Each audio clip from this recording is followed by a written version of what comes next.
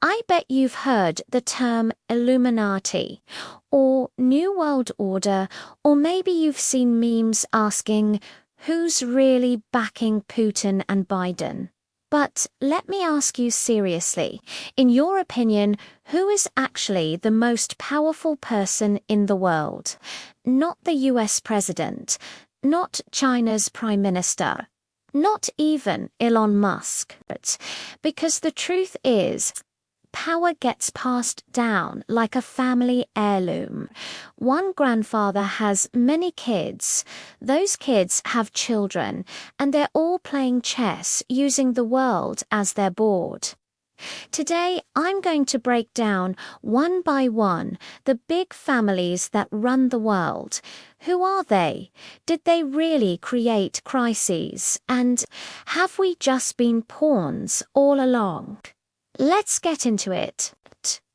The first king of everything, Rothschild. Okay, number one. This is the oldest, the most legendary, and the most feared by conspiracy theorists. The Rothschild family. Imagine this. Back in the 1820s, a grandfather named Meyer Amschel Rothschild had 5 sons. He sent his sons to 5 major European countries: England, France, Germany, Austria, Italy. Why? So their connections would be like a spider web. News of a war or crisis in one country to 15 minutes later.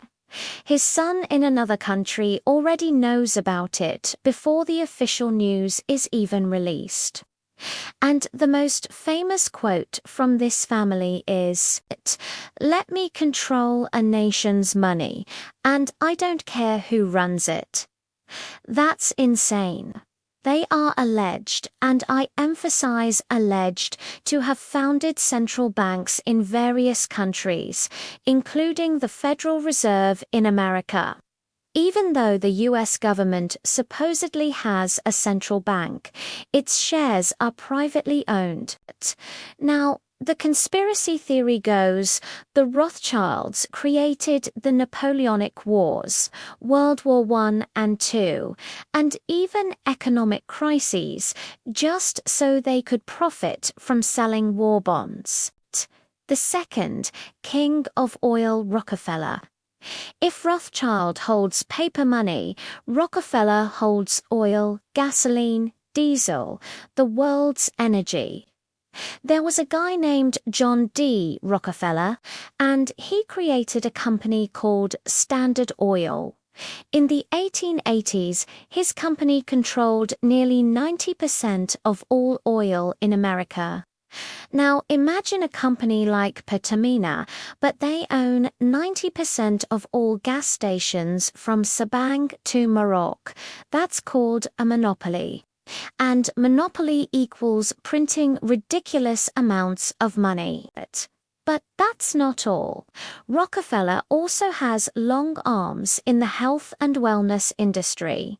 Big names like Pfizer, Moderna, they're connected to the Rockefeller family's foundations and investment funds.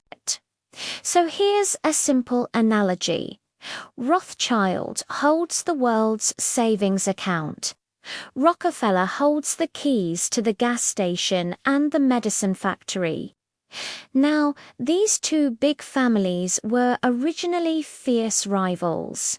But according to conspiracy theories, in the 1970s they realized, fighting all the time is exhausting. Let's just team up and run the world together. Third, the family that sat in the president's chair, Bush. Then came a family with a different fate.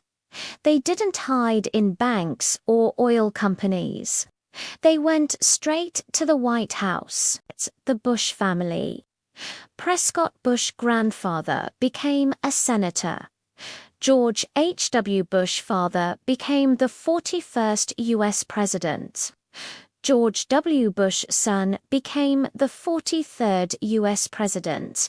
Jeb Bush brother almost became president. One family controlled the presidency for decades. And the biggest deal. Many people say the Bush family has a close connection to war, the invasion of Iraq, Afghanistan, wars in the Middle East. When the Bush family held power, US military spending went up by trillions of dollars. The big question, are they victims of the system or the creators of the system?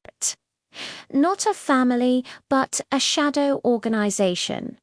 But don't get it wrong, this big family isn't just those three names. There's one organization that acts as the meeting place for all these families, called the Bilderberg Group. Every year, around 120 to 150 ultra-rich people, senior politicians, bank CEOs, and major media owners gather at a luxury hotel in Switzerland or Canada.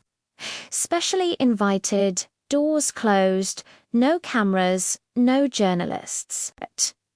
They discuss the future of the economy, war, digital currencies, and even which presidential candidate is worthy of support.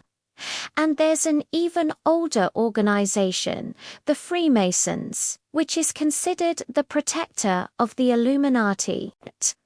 Have you ever seen the all-seeing eye on the back of a dollar bill?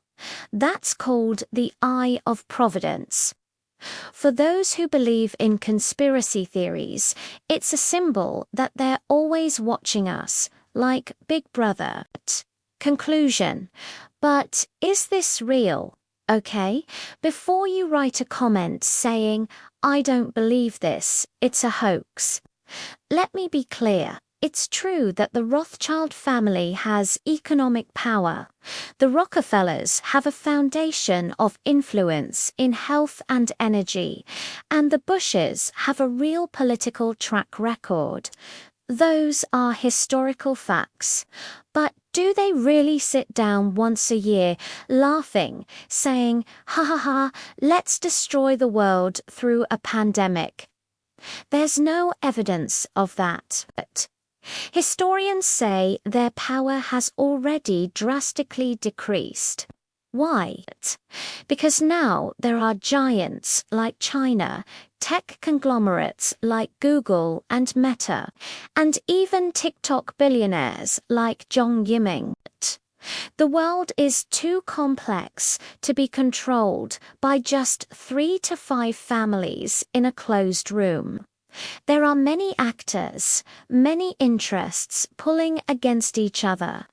But one thing is for sure, the people who run the world are those who control information, energy, and money.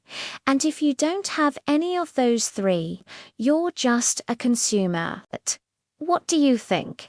Are the Rothschilds still pulling strings behind the scenes, or is this all just collective imagination?